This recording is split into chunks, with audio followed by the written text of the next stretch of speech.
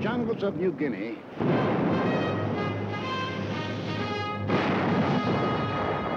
on the barren shores of the Aleutians, in the tropic heat of the Pacific Islands, in the sub-zero cold of the skies over Germany,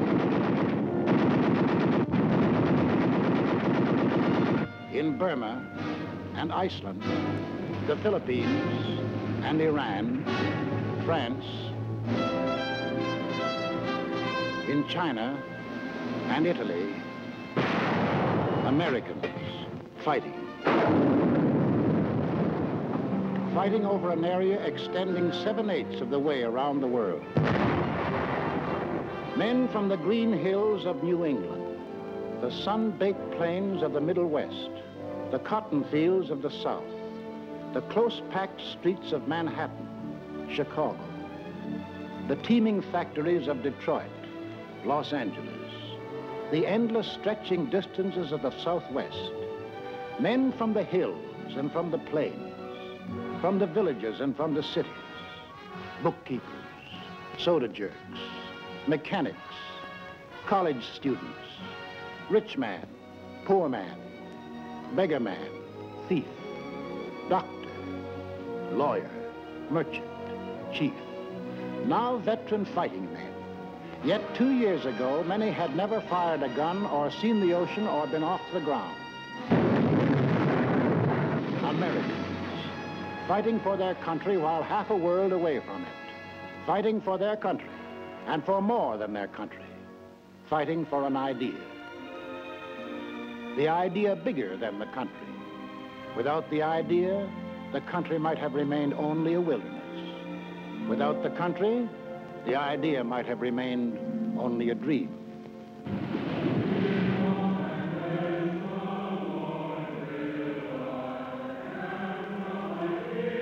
Over this ocean, 1607, Jamestown. 1620, Plymouth Rock. Here was America, the sea, the sky, the virgin continent. We came in search of freedom, facing unknown dangers rather than bend the knee or bow to tyranny. Out of the native oak and pine, we built a house, a church, a watchtower. We cleared a field, and there grew up a colony of free citizens. We carved new states out of the green wilderness: Virginia, Massachusetts, Rhode Island, Carolina.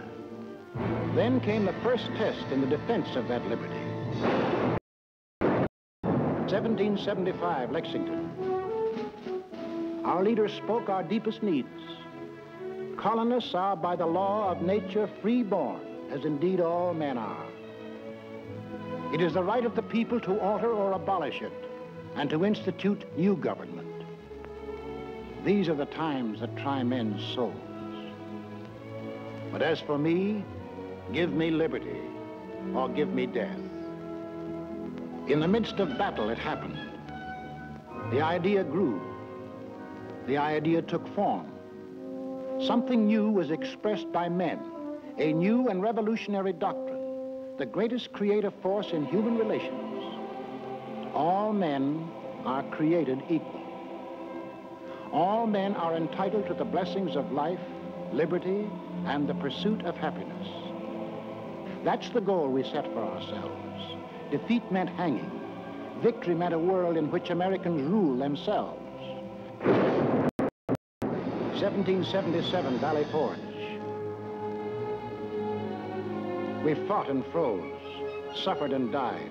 For what? For the future freedom of all Americans. A few of us doubted and despaired. Most of us prayed and endured all. 1781, Yorktown. Now we were a free, independent nation. The new idea had won its first test. Now to pass it on to future Americans. The Constitution, the sacred charter of we the people. The blood and sweat of we the people.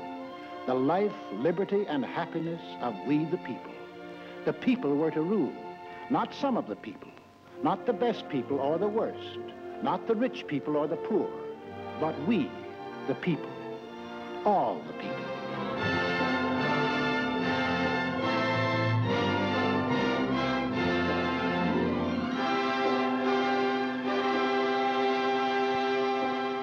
In this brotherhood, America was born. One nation, indivisible, with liberty and justice for all.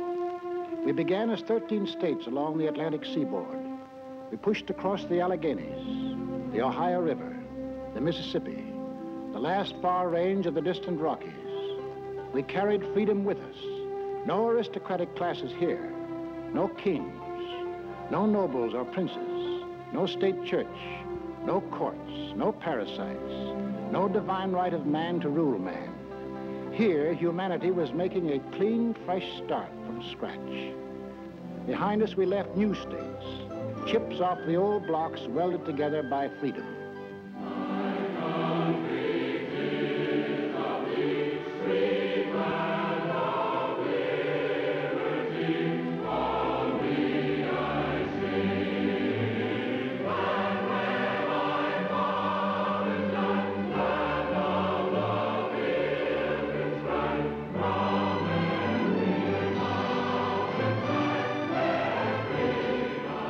Until finally we were one nation, a land of hope and opportunity that had arisen out of a skeptical world. A light was shining, freedom's light.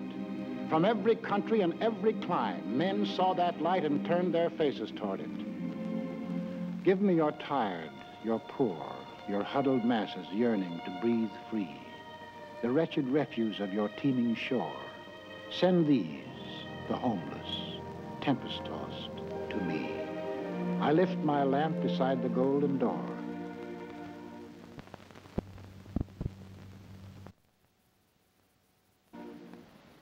As strangers to one another, we came and built a country, and the country built us into Americans. The sweat of the men of old nations was poured out to build anew.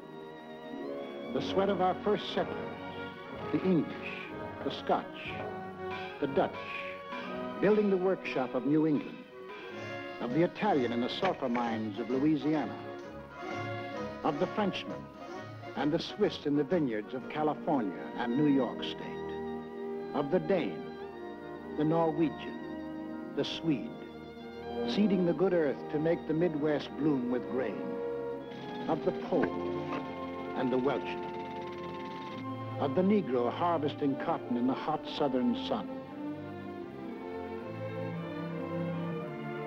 of the Spaniard, the first to roam the great Southwest, of the Mexican in the oil fields of Texas and on the ranches of New Mexico, of the Greek and the Portuguese harvesting the crop the oceans yield, of the German with his technical skill, of the Hungarian and the Russian, of the Irishman, the Slav, and the Chinese working side by side.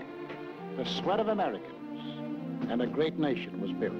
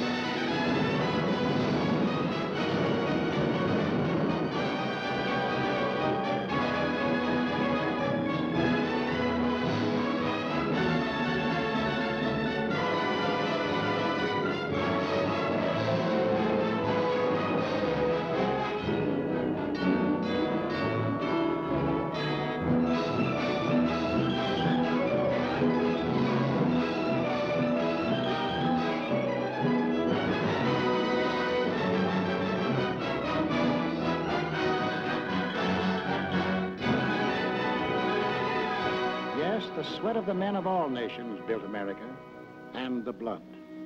For the blood of Americans has been freely shed.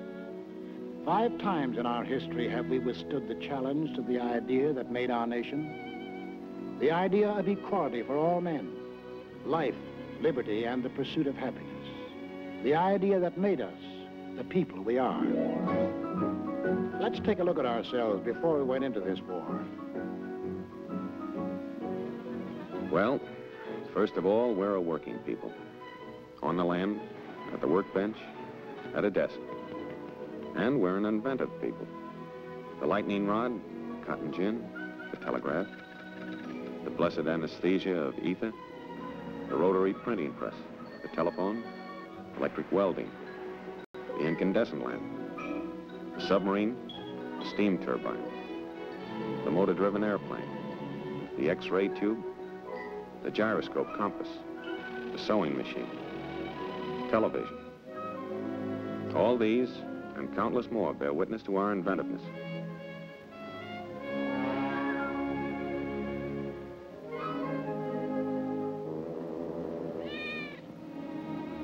And this inventiveness and enterprise, plus our hard-won democratic ideal of the greatest good for the greatest number, created for the average man the highest standard of living in the world. 32.5 million registered automobiles, 2/3 of all the automobiles there are in the entire world. We demand the highest standards in sanitation, purity of food, medical care. Our hospitals are models for the world to copy. We want the best for the average man, woman, or child, particularly child. We have reduced the hazard of being born. From then on, we protect, foster, and generally spoil the majority of our children. But it doesn't seem to hurt them much. They go to school, all kinds of schools, to kindergartens, public schools, private schools, trade schools, high schools, to 25,000 high schools, and to college. In the last war, 20% of all the men in the armed forces had been to high school or college. In this war, 63%. We're a great 2 weeks vacation people. We hunt and we fish. Up north, down south, back east, out west. When the season opens, we hunt and fish. And we're a sports-loving people.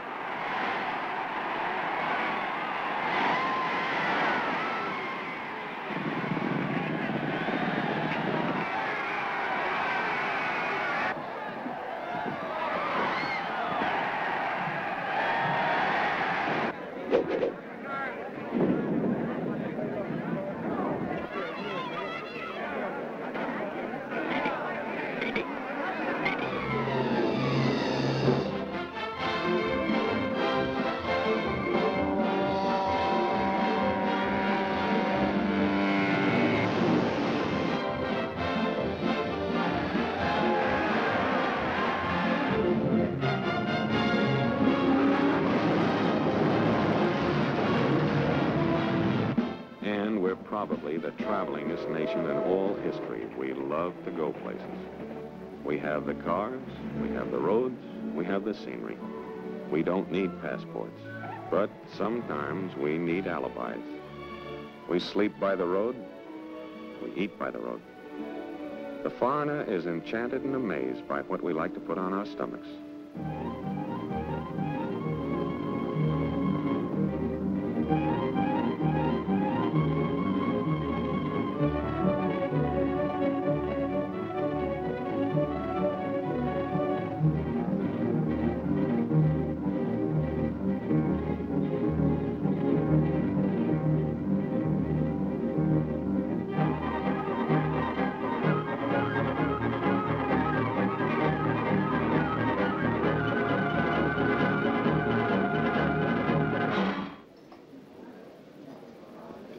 And we're a great joining people. We join clubs, fraternities, unions, federations. Shove a blanket us, we'll sign up. Radios, we have one in the living room. When you think of refreshment, think of the dining room, the bedroom, the bathroom, in our cars, And in case of acid indigestion, in our hands, and up our sleeves. does your cigarette taste different lately? Music, we couldn't be without it.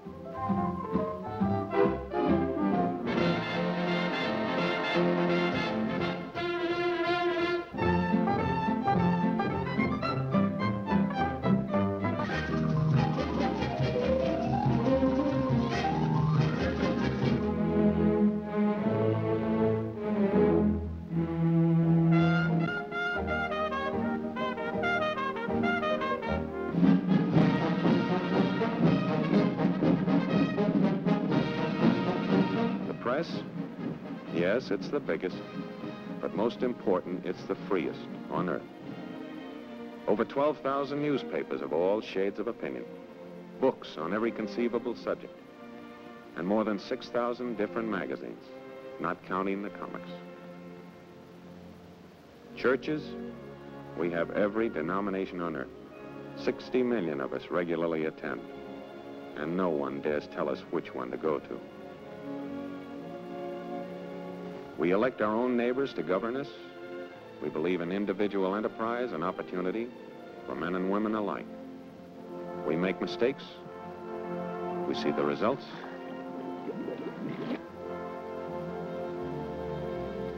We correct the mistakes.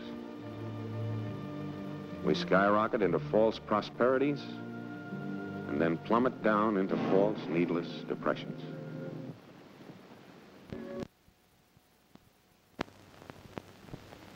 But, in spite of everything, we never lose our faith in the future. We believe in the future.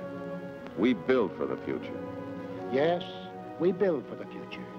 And the future always catches up with us. Before we're done building, we've developed something new and have to start rebuilding. That's roughly the kind of people we are. Boastful, easygoing, sentimental, but underneath, passionately dedicated to the ideal our forefathers passed on to us, the liberty and dignity of man. We've made great material progress, but spiritually, we're still in the frontier days. Yet deep down within us, there's a great yearning for peace and goodwill toward men. Somehow we feel that if men turn their minds toward the fields of peace, as they have toward the fields of transportation, communication, or aviation, wars would soon be as old-fashioned as the horse and buggy days. We hate war. We know that in war, it's the common man who does the pain, the suffering, the dying. We bend over backwards to avoid it. But let our freedoms be endangered, and we'll pay and suffer and fight to the last man. That is the America. That is the way of living for which we fight today. Why? Is that fight necessary? Did we want war? In 1917, before most of you fighting men were born, our fathers fought the First World War to make the world safe for democracy, for the common man. They fought a good fight and won it. There was to be no more war in their time or their children's time. Faithful to our treaty obligations, we destroyed much of our naval tonnage. Our army went on a reducing diet until it became little more than a skeleton. For us, war was to be outlawed. For us, Europe was far away. And as for Asia, well, that was really out of this world, where everything looked like it was torn from the National Geographic. Yet, in this remote spot in Asia, in 1931, while most of you were playing ball in the sandlots, this war started. Without warning, Japan invaded Manchuria.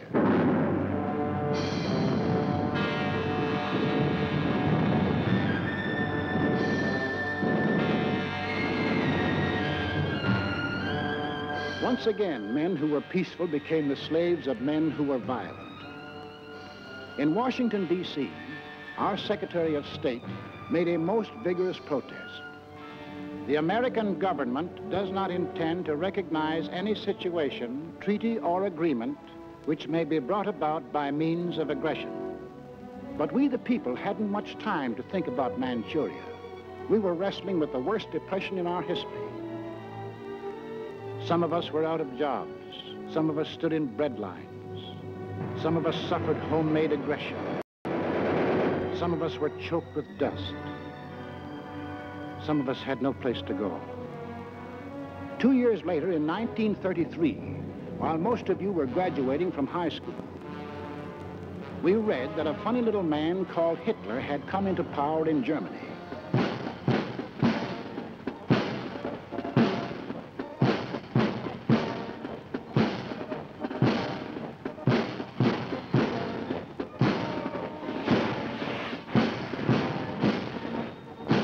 We heard that a thing called the Nazi Party had taken over.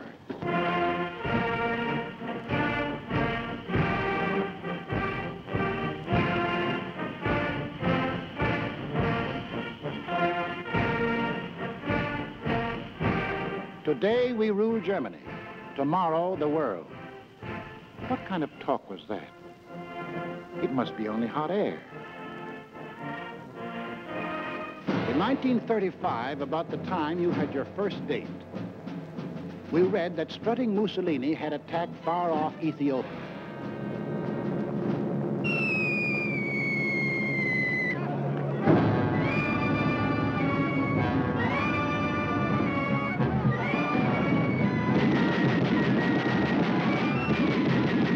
The disease seemed to be spreading, so Congress assembled to insulate us against the growing friction of war. We want no war. We'll have no war, save in defense of our own people or our own honor. Toward this end, our chosen representatives passed the Neutrality Act. No nation at war could buy manufactured arms or munitions from the United States. In 1936, when you were running around in jalopies, we were disturbed by news from Spain.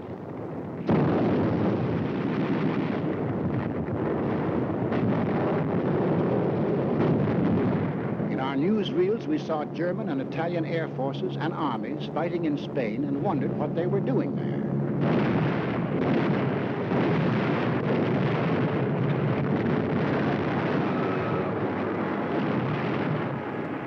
For the first time, we saw great cities squashed flat, civilians bombed and killed.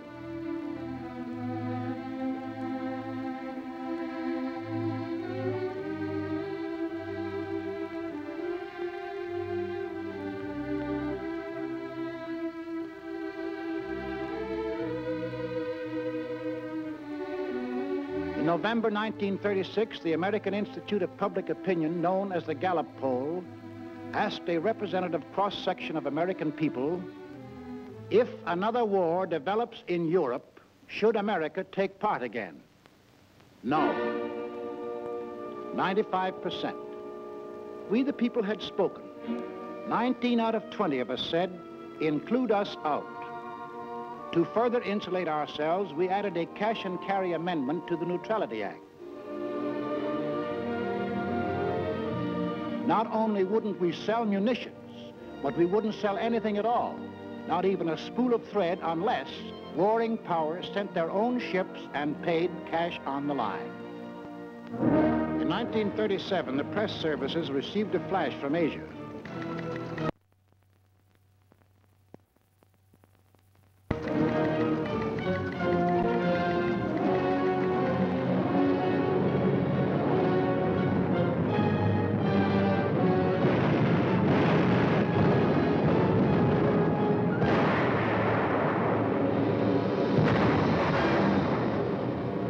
Yes, the Japs were turning Asia into a slaughterhouse.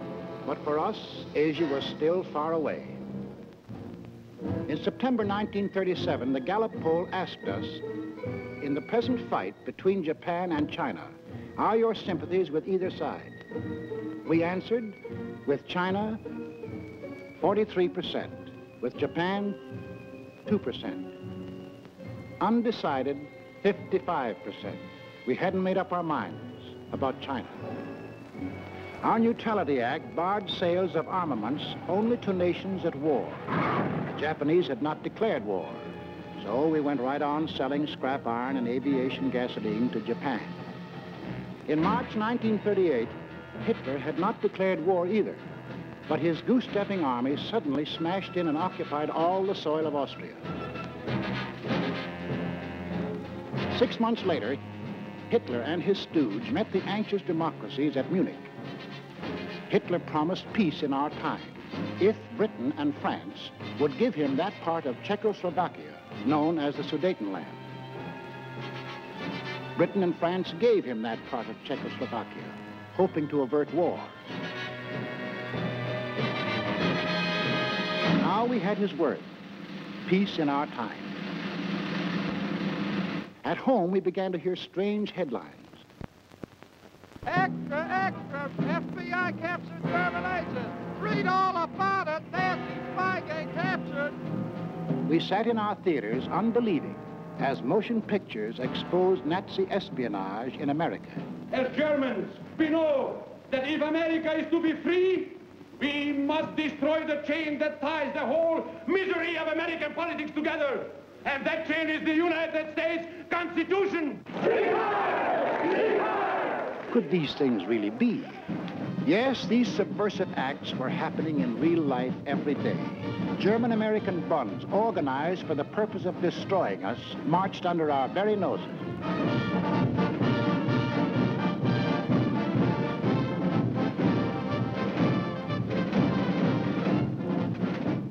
I pledge undivided allegiance to the flag of the United States of America and the republic for which it stands, one nation, indivisible, with liberty and justice for all.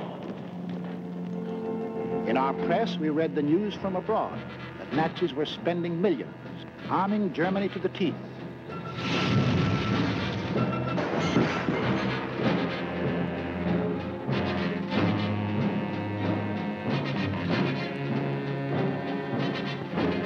We read that the Tokyo Diet was appropriating tremendous sums, converting Japan into one vast munitions plant.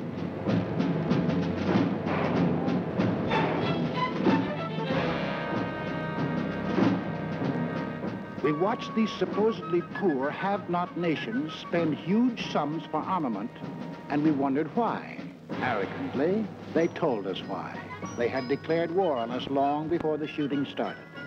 We have actually been at war since the day when we lifted the flag of our revolution against the democratic world. The Germans are a noble and unique race, to whom the earth was given by the grace of God.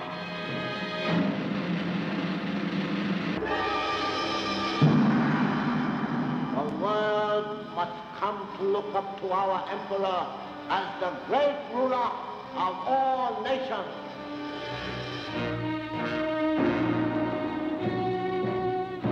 When the people of these three nations elected to follow their leaders, Death Incorporated, they organized to smash personal freedom, equality of man, freedom of speech,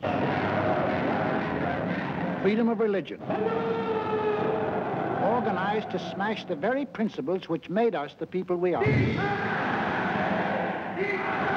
So in December 1938, when the Gallup poll asked us, should the United States increase the strength of its Army, Navy, and Air Force, we answered yes, 85%. It was time to look to our defense. Gentlemen, this is the Military Affairs Committee of the United States House of Representatives meeting for the purpose of considering national defense. The Navy is asking for an increase of 25% in authorized naval tonnage in view of the grave international situation. Congress, reflecting the voice of the people, appropriated the largest sum for military use ever voted during peace in American history. We didn't dream that a few years later it would look like peanuts. On March 14, 1939, Adolf Hitler broke the pledge he made at Munich. he took over all the rest of Czechoslovakia.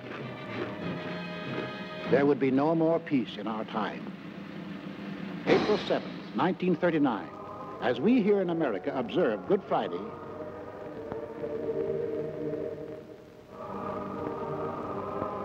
Mussolini invades Albania. Extra paper, Italy attacks Albania.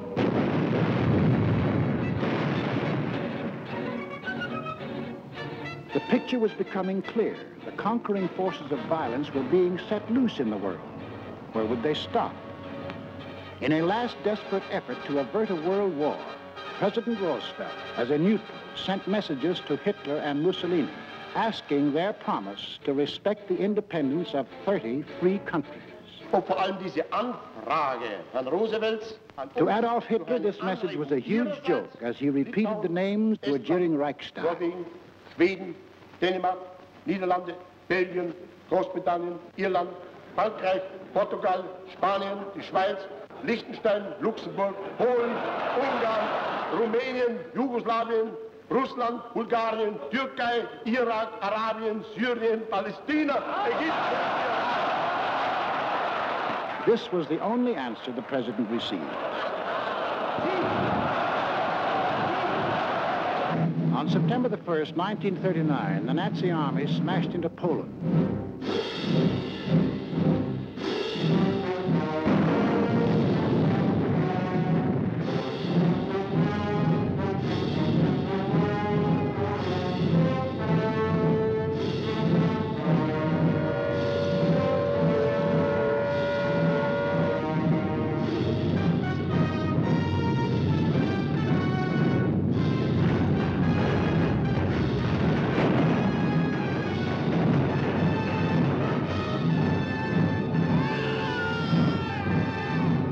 England and France had a treaty with Poland.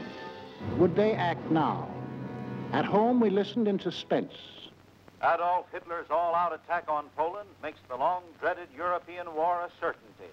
Prime Minister Chamberlain of Great Britain gave the Nazi dictator a 0 hour for withdrawing his troops from Poland. That 0 hour ends now. At this time, we transfer you to London for an important announcement by the British Prime Minister. Up to the very last, it would have been quite possible to have arranged a peaceful and honorable settlement between Germany and Poland. But Hitler would not have it. But a situation in which no word given by Germany's ruler could be trusted, and no people or country could feel itself safe, had become intolerable. Now, may God bless you all, and may he defend the right. For it is evil things that we shall be fighting against. And against them I am certain that the right will prevail. 6 hours after Great Britain declared war on Nazi Germany, the Republic of France followed. All France is in a maelstrom of activity. The Maginot Line has already opened fire on the Germans. The sparring is ended. World War II has begun.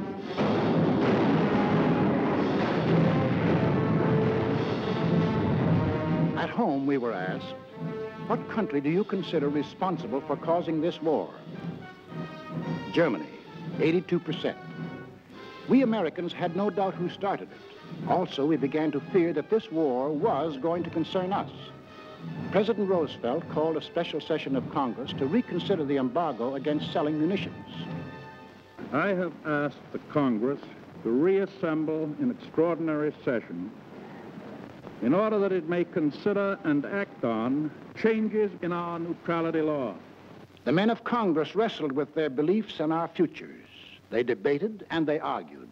The arms embargo is far too great a security to American peace to permit its surrender without a last-ditch fight.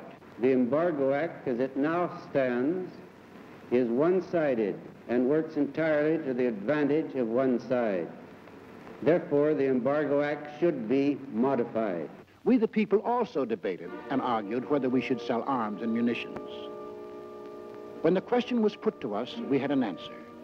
Should we change the Neutrality Act so we can sell war supplies? Yes, 57%. Shortly after, our representatives changed the Neutrality Act. We lifted the embargo on arms and munitions. Now we would sell if purchasers would pay and take the stuff away in their own ships. American ships were still barred from combat zones. Meanwhile, on the other side of the globe, Japan was busy trying to bomb, shoot, and terrorize the Chinese into submission. We began to realize that if Japan conquered 400 million Chinese, she might become so strong as to run us right out of the Pacific.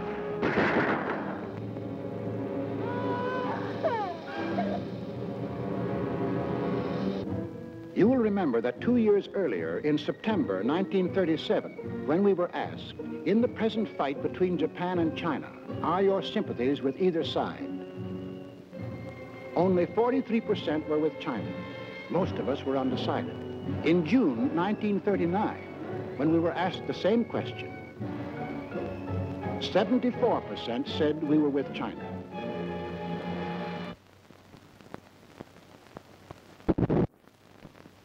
Now our minds were made up. When we loaded our scrap iron on Japanese ships, our citizens protested. Let Mr. Atchison, Assistant Secretary of State, tell us the inside of the story. So until the middle of 1940, the restriction of exports to Japan took the form of moral embargoes of aeroplanes and direct munitions. Then Congress passed the Export Control Act, and increasing cutoffs of scrap iron, aviation gasoline, and other strategic items followed. Exports were curtailed to the limit which those responsible for our defense were willing to risk. It was a fearful responsibility. On one side was the possibility, in fact the probability, that one day these materials might be used against us. On the other side was the possibility, in fact the probability, that to cut them off would provoke an attack which we were not then prepared to resist. Finally, in the summer of 1941, as it became clear that Japan was turning her back upon every possibility of reconciliation and adjustment, and was determined upon her great gamble of conquest, all exports ceased. On April 9, 1940, the leaders of Nazi Germany shifted their war machine into high gear. They overran into Denmark. They smashed into Norway. On May the 10th, 1940, they blitzed into Holland and Belgium. The Nazis are marching ahead at the fastest speed a conquering army has moved in all history. All roads in France are choked with slow-moving masses of refugees. Nazi Stuka dive bombers are strafing and bombing thousands of helpless women and children. Mr. Keltenborn. Good evening, everybody. Tonight, it seems clearly apparent that the first great phase of the war in the West has been won by Germany. The army of French and British has made a valiant battle in its effort to retreat to Dunkirk, where there is some slight chance that some part of it can be evacuated. Adolf Hitler's mechanized forces are racing toward Paris as French resistance collapses. On this 10th day of June, 1940, the hand that held the dagger has struck it into the back of its neighbor. This is William L. Shirer speaking from the forest of Compiègne, where Adolf Hitler today is handing his armistice terms to France. It is 3:15 p.m. Adolf Hitler strides slowly toward the little clearing. I can see his face. It is grave, solemn, yet brimming with revenge. Off to one side is a large statue of Marshal Foch. Hitler does not appear to see it. Now we see the French walking down the avenue, led by General Hunsinger. Hitler and the other German leaders rise as the French enter. General Keitel reads the preamble to the German armistice terms. This whole ceremony is over in a quarter of an hour. The last time I saw Paris, her heart was warm and gay. I heard the laughter of her heart in every street cafe. The last time I saw Paris, trees were dressed for spring, and lovers walked beneath those trees, and birds found songs to sing. I dodged the same old taxi cabs that I had dodged for years. The chorus of their squeaky horns was music to my ears. The last time I saw Paris, her heart was warm and gay. No matter how they change her, I remember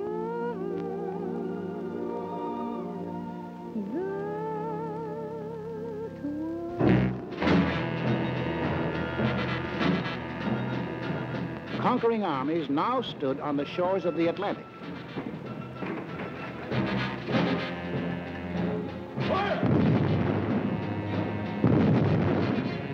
The danger was suddenly close. Countries conquered by the Nazis had possessions outside of Europe. Some of these possessions are in America. Would the Nazis demand the French naval units at Martinique? Would the Nazis move into the Dutch oil fields at Curacao? Would the Nazis seize the French naval base at Dakar for invasion of South America? Already in Brazil, there were over 1 million Germans who lived exactly as they did in Germany. 1,200 German schools with Nazi textbooks and Nazi teachers. Nazi newspapers. Hermann Goering glider clubs had been established. Also in Brazil, there were 260,000 Japanese taking orders from Japan. In Ecuador, within easy bombing range of the Panama Canal, German airlines had been established. German pilots were reserve officers of the Luftwaffe. The German transport planes had bomb racks already built in. In Argentina, German athletic clubs similar to the Hitler Youth Movement had been organized exclusively for Germans. Here was a fifth column ready to take over. In Havana, we met with 20 other American republics. There must not be a shadow of a doubt anywhere as to the determination of the American nations not to permit the invasion of their hemisphere by the armed forces of any power or any possible combination of powers. 20 American nations stood firm. The Americas would not allow any European colony in this hemisphere to be transferred to a non-American power. We said, keep out. We meant it. We must increase production facilities for everything needed for the Army and Navy for national defense. I believe that this nation should plan at this time a program that will provide us with 50,000 military and naval planes. To protect our shores, we authorized construction of a two-ocean navy, the greatest the world has ever known. At least it would be the greatest navy when completed in 1944. But then, in 1940, it was only a paper navy. Our fighting forces at that time consisted of an army of 187,000 men, a navy of 120,000, and this dot was the Air Corps, 22,387 strong. All told, 330,000 men. We had makeshift supplies, makeshift equipment, stovepipes for cannon, bags of flour for bombs, and trucks were labeled tanks.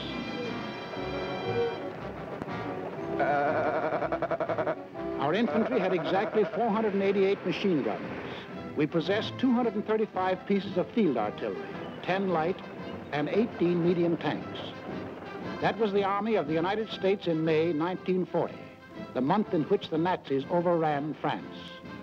So we called our Minutemen, the National Guards of the 48 states, and placed them into federal service.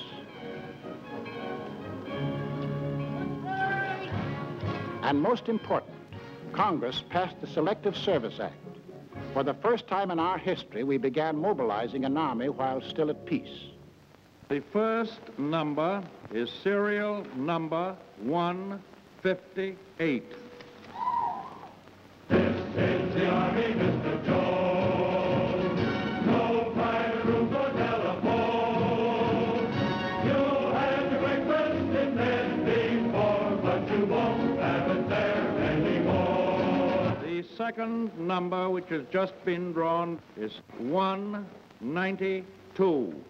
This is the Army, Mr. Green. We like the barracks nice and clean. You had a housemaid to clean your floor, but she won't help you out anymore. Do what the builders command. They're in the Army and not in a band. This is the Army, Mr. Brown. You and your baby went to town. She had you worried, but this is war, and she won't worry you anymore. More, so she won't worry you anymore.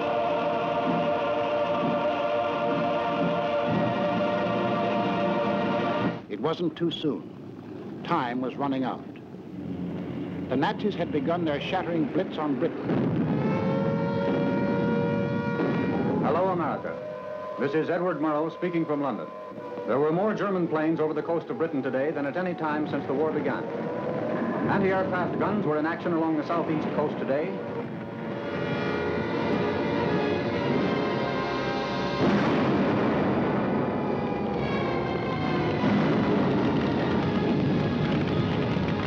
Back on Main Street, USA, daily we followed Britain's life struggle.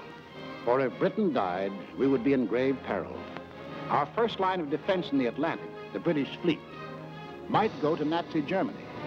We would be unprotected, our shores, our people, our homes endangered. Britain must not fall. In our harbors, idle and rotting, lay ancient destroyers. They had been built for World War I, but this was World War II, and this gave us an idea. 50 tired, overaged destroyers were revitalized, transferred to Great Britain.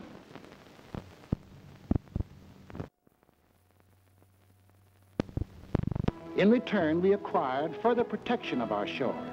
We received a chain of bases stretching from Newfoundland to British Guiana. These bases threw a steel wall around the Caribbean. These bases gave new safety to the Panama Canal.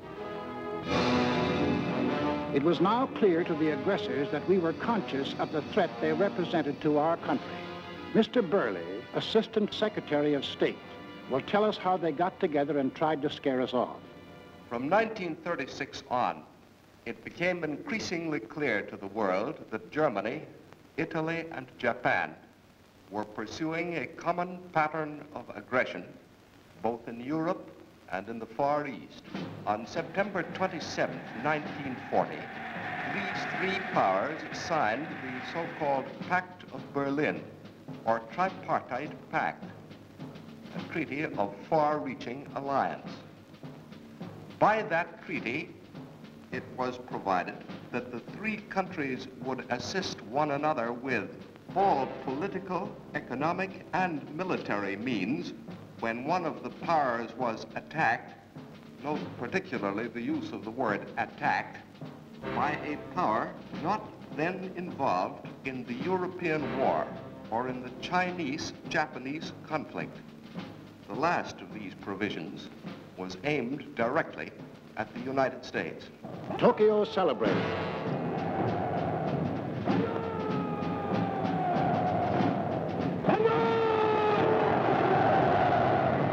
Rome cheered.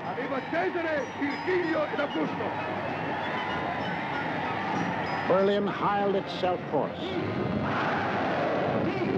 It was clear now that the three Axis countries definitely stood against us. More anxious than ever, we watched the life and death struggle for the possession of the skies over Britain.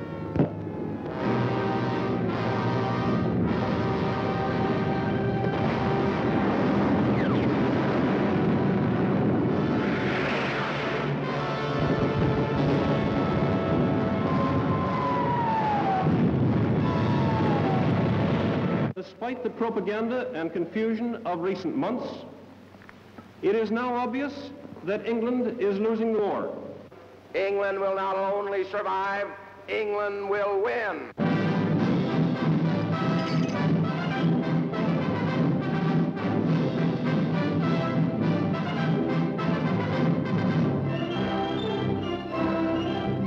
So, when we were asked Should we keep out of war or aid Britain even at the risk of war?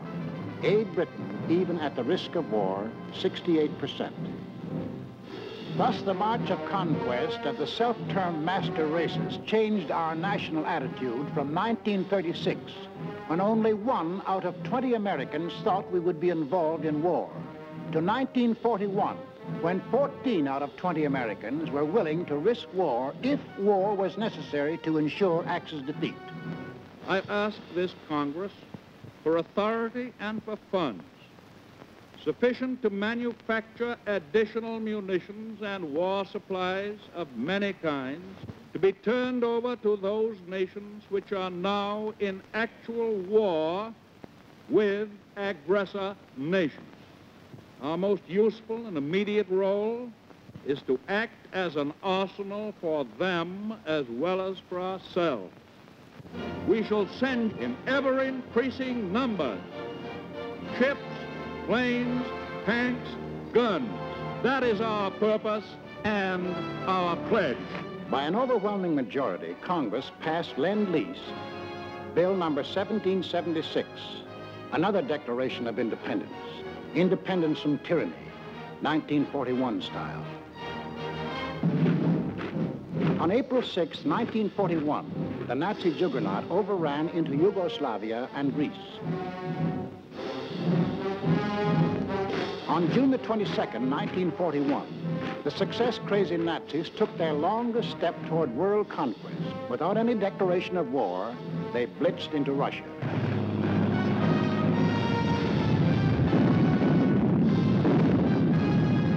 We were determined not to let down any nations defending themselves against unprovoked attack. So we extended Lend-Lease to these new victims.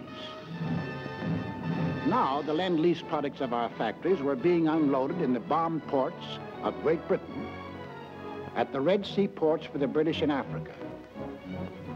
Lend-Lease was being hauled over the Burma Road to China. Lend-Lease was piling up in Murmansk and Iran for Russia. Why did we supply war materials to the countries defending themselves against Axis aggression? Was it our natural sympathies for people unwilling to lose their freedom? Was it our ancient antagonism to conquerors imposing their rule on others by force? Yes, partly. But principally, it was because the American people had become certain that they were on the list of free nations to be conquered. Two worlds are in conflict, two philosophies of life. One of these two worlds must break asunder. And we were the leading example of that free world that Hitler was committed to breaking asunder. What would have been our defensive position if the aggressors had succeeded in conquering Britain, Russia, and China? German conquest of Europe and Africa would bring all their raw materials, plus their entire industrial development, under one control. Of the 2 billion people in the world, the Nazis would rule roughly 1/4, the 500 million people of Europe and Africa, forced into slavery to labor for Germany. German conquest of Russia would add the vast raw materials and the production facilities of another of the world's industrial areas. And of the world's people, another 200 million would be added to the Nazi labor pile. Japanese conquest of the Orient would pour into their factory the almost unlimited resources of that area. And of the peoples of the earth, 1,000 million would come under their rule, slaves for their industrial machine.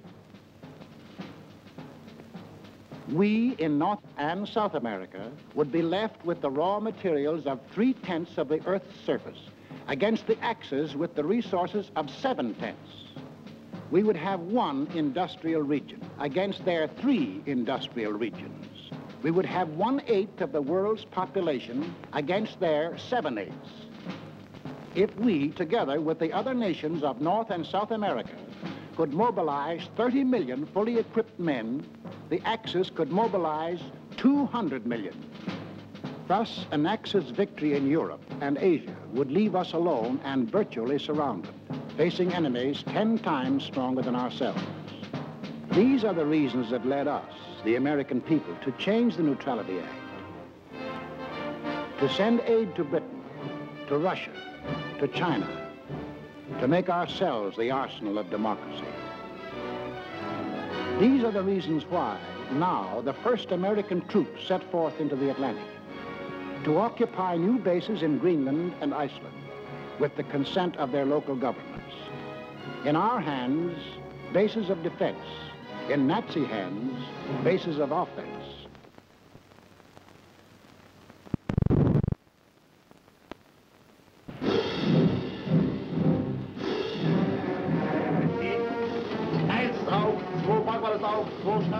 The Germans opened unrestricted submarine warfare.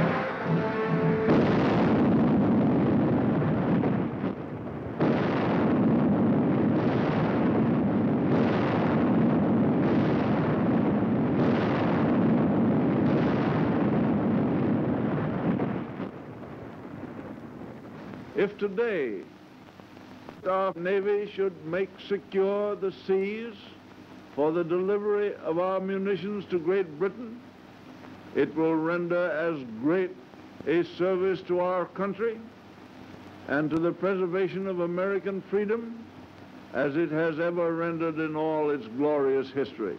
We want those cargoes protected. An aroused Congress repealed the entire Neutrality Act.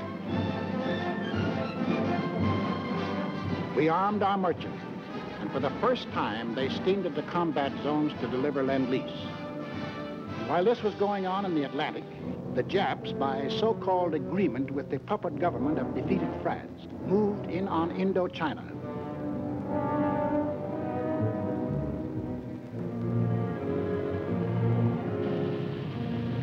There were now only two threats to their plan for conquest of Greater East Asia. First was their northern neighbor, Russia, the only military power within striking distance of Japan. The Nazis were taking care of Russia. The second threat to Japanese conquest was us.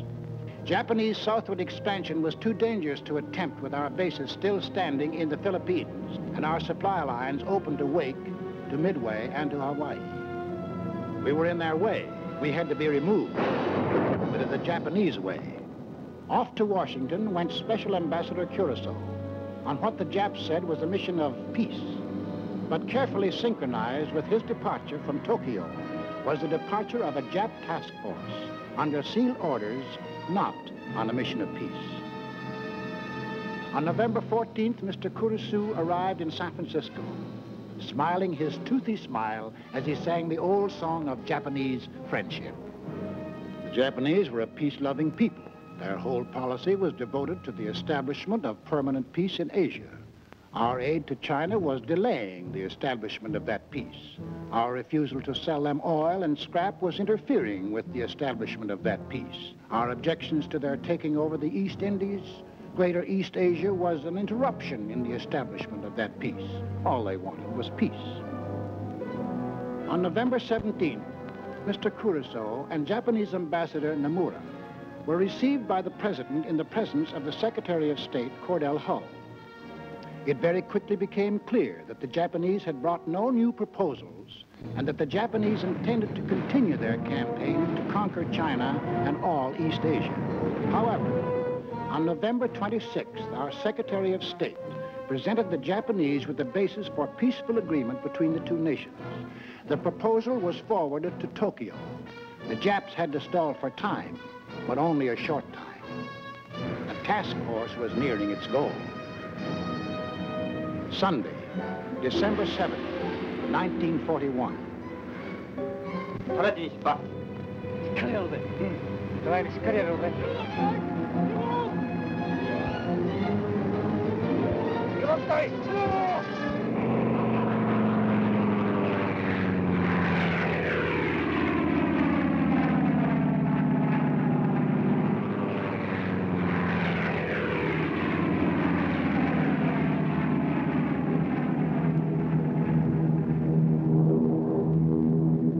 p.m.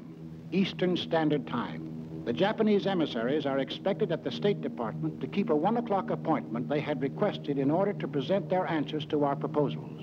1:05 p.m. The Japanese planes are approaching Hawaii.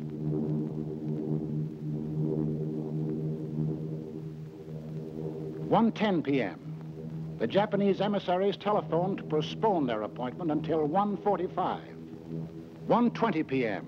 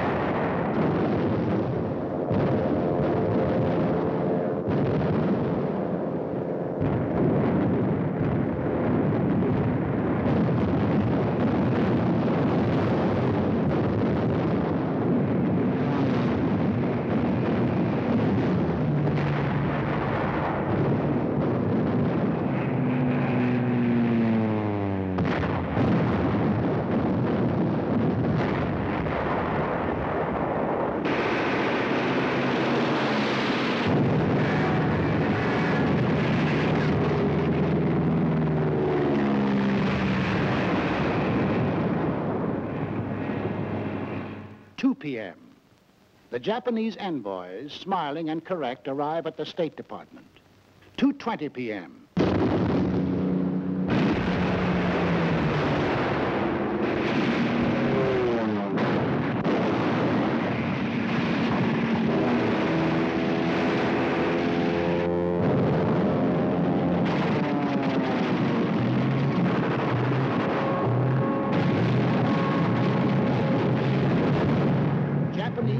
Had been sowing death and destruction for an hour on American outposts in the Pacific when the Japanese envoys presented a memorandum to Mr. Hull. Here is the memorandum presented to me. As you can see, it is quite a lengthy document.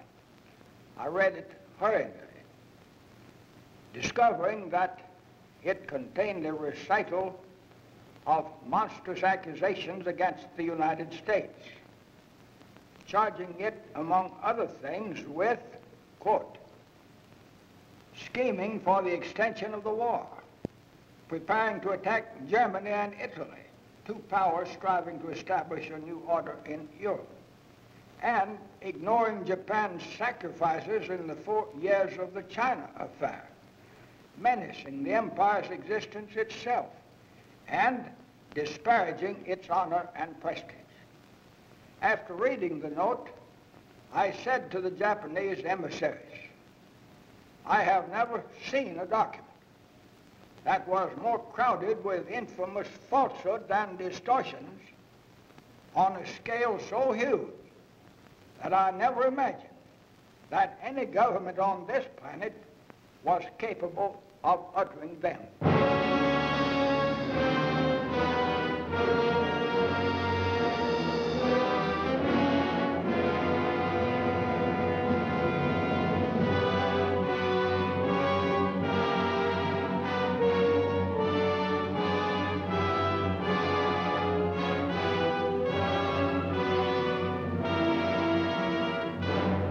I ask that the Congress declare that since the unprovoked and dastardly attack by Japan on Sunday, December 7, 1941, a state of war has existed between the United States and the Japanese Empire.